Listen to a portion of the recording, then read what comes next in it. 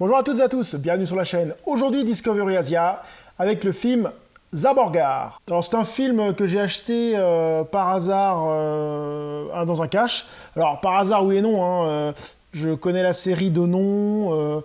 À l'époque j'avais vu quelques photos, quelques openings, enfin rien de foufou. Je crois que j'avais même regardé un épisode en anglais, parce que je crois que c'est jamais sorti en français ce truc-là. En japonais c'était écrit en anglais. C'est une série des années 70-80. Après, je ne sais pas beaucoup plus sur cette série. Tout ce que je sais, c'est que c'était un peu un style XOR. En fait, c'était un peu un style XOR, c'est-à-dire que c'était des épisodes comme XOR, où il y avait le méchant principal qui envoie un méchant secondaire, et le héros doit détruire le méchant, et à chaque fois, il avance comme ça, et après, il détruit les généraux, puis à la fin, il détruit le général, quoi. Et il y a toujours un combat final contre le méchant de l'épisode, justement. La particularité de ce robot, c'est qu'il se transformait en moto. En moto, et il avait quelques gadgets. C'est tout ce que je sais de la série. Je ne l'ai jamais regardé, à part, je vous dis, comme peut-être un épisode par-ci par-là, mais rien d'extraordinaire. Donc on va lire un peu le synopsis du film. Dans un futur proche des années 80. Dans un futur proche des années 80. Ça veut rien dire, ça. Ouais, enfin bref. Le Japon est en proie à la terreur criminelle orchestrée par une mystérieuse organisation nommée Sigma. Ouais, je me rappelle le Sigma. Suite au décès de son père, l'officier de police Daimo Yutaka hérite d'un puissant robot guerrier nommé Zaborga. Experten Art Martian. Ça a été mal traduit, ça. Ayant le pouvoir de se transformer en moto, comme je disais, les deux justiciers vont dès lors devoir se confronter à Sigma et ramener paix et prospérité dans l'archipel nippon. Donc déjà, le speech me branche pas mal, hein. Alors je me méfie un peu des Sushi Typhon, pour ceux qui connaissent, là ils ont fait certains films un peu what the fuck, mais bon c'est toujours des reprises de manga ou d'anime ou de choses, donc c'est toujours un peu what the fuck, hein.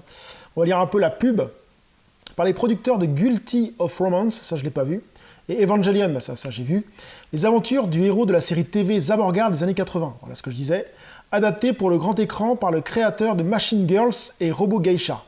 Alors ça, c'est des films que Machine Girl et Robo Geisha, j'en ai entendu parler, mais que j'ai jamais vu.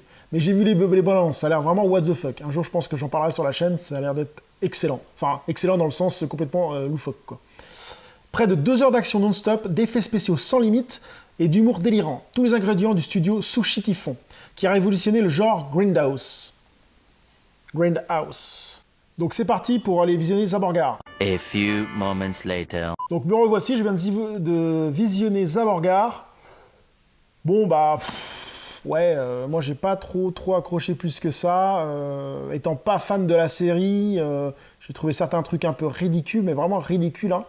Et je me suis dit, mais qu'est-ce que c'est que ce délire? Il y a des trucs... à un moment, sans trop spoiler, il y a un camion avec une sorte de tête avec des bras. Le père, il allait son fils avec ses seins. Je savais pas qu'un père pouvait allaiter. Enfin, c'est des trucs un peu what the fuck, mais quand on regarde le synopsis de la série, bah c'est ça en fait, c'est complètement ça. À un moment, j'ai regardé un peu les meilleurs moments sur YouTube de la série, on voit le camion avec les bras et tout, donc c'est bien reproduit. Tous les boss du film sont dans la série justement, en moins ridicule. Parce que c'est vrai que dans la série, c'est un peu ridicule, hein. Il y a des mecs, rien que l'amoureuse entre guillemets de Zaborgar, qui est avec une sorte d'antenne à la con, bah, dans la série elle est ridicule, bon dans le film elle est un peu mieux, mais ça reste quand même assez ridicule quand même, il y a des choses qui sont assez ridicules. Alors moi j'ai bien aimé entre guillemets, parce que le film a l'air d'être scindé, enfin n'a pas l'air, est scindé en 2 parties. Une partie de sa jeunesse et une partie où il est un peu plus vieux. Moi j'ai bien aimé toute la partie où il était jeune, j'ai trouvé ça assez excellent. Et après, la partie où il est vieux, 25 ans plus tard, j'ai trouvé ça vraiment bâclé, encore plus débile, plus what the fuck, et ouais, plus nanarlesque, encore plus que la première version. La première version, en fait, c'est typiquement du Sentai. Si vous avez aimé Bioman, XOR, Spectroman et ainsi de suite, la première partie va sûrement vous plaire, parce que ça ressemble exactement à ça. Un héros qui appelle avec des gestes un peu à la Sentai, quoi. Et assez sympa. Et la deuxième partie, par contre, elle est vraiment ridicule. Bon, après, ce qui est intéressant dans le film, ce que je trouve assez sympa, c'est qu'à la fin du film, il montre le générique du film et il montre les photos de la série TV de l'époque.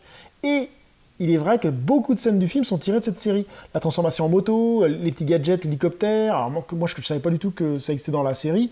Un hélicoptère, une sorte de petite voiture. Je trouvais ça, mais c'est quoi, c'est ridicule comme attaque et tout. Et en fait, dans la série, ça y était. Et il y a plein de choses comme ça qui m'ont paru ridicules, mais qui étaient dans la série. Je me suis dit, bah tiens, ouais, c'est pas tip-top, quoi. Mais je me suis mis un peu dans la place de quelqu'un d'autre. Imaginons, moi j'ai connu XOR, Bioman, Spectreman. Enfin, j'ai connu ça quand j'étais un peu plus jeune, j'en regardais beaucoup. Je me dis à la place, prenez quelqu'un qui est d'adulte à l'heure actuelle, qui n'a pas du tout connu cette série, on lui met Bioman dans les mains ou XOR dans les mains, il va faire « Wow, qu'est-ce que c'est que ce truc de merde ?» C'est clair et net. Hein. Je pense que si on n'a pas la visibilité de notre enfance ou la nostalgie, certains trucs peuvent paraître complètement ridicules. C'est ce que j'ai pensé en regardant ce film. Je pense que moi, qui n'ai pas du tout vu la série et qui n'ai pas été bercé avec la série, ben moi je trouve le film très moyen et très ridicule. Mais je pense que quelqu'un, un japonais par exemple, qui a connu la série quand il était jeune, à 10-15 ans, il revoit le film, il trouve ça excellent, je pense. C'est vraiment spécifique. Hein. C'est vraiment spécifique. Mais par contre, bon, je pense que ça, honnêtement, ça vaut le détour. Ça vaut le détour de le voir au moins une fois. Et après, si on a envie d'approfondir la série, je pense pas. Enfin, le peu que j'ai vu de la série, après, j'étais voir un peu sur YouTube, voir un peu ce qu'il y avait. Je pense pas. La série est un peu ridicule. Je pense que je vais mettre le petit opening là après la vidéo sur une autre vidéo sur ma chaîne. Et de temps en temps, je mettrai des petites openings comme ça de séries qui ont bercé mon enfance ou à découvrir, je pense. Et ouais. Donc, concrètement, ce film, il est fait pour les fans hardcore du manga, hein, je pense.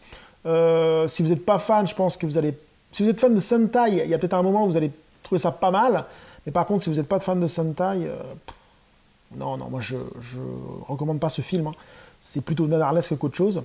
Par contre, oui, étant fan de Sentai, vous pouvez y aller. Hein, au moins la première partie va vous plaire. Mais bon, après ça reste un peu nanar quand même. Donc voilà, c'était Zaborgar. Je vous dis à très bientôt sur la chaîne. Salut!